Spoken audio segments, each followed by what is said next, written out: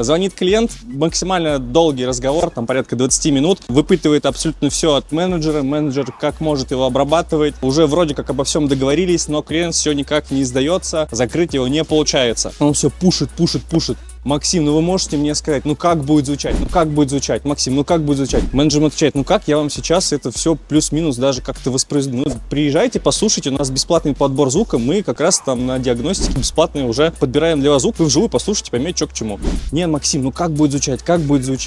И вот так вот 15 минут, а то и даже больше. В конце уже просто менеджер не выдержал, говорит, да как? Ну так он будет звучать, нормально так по звуку? Он говорит, блядь, то, что надо, Максим, еду.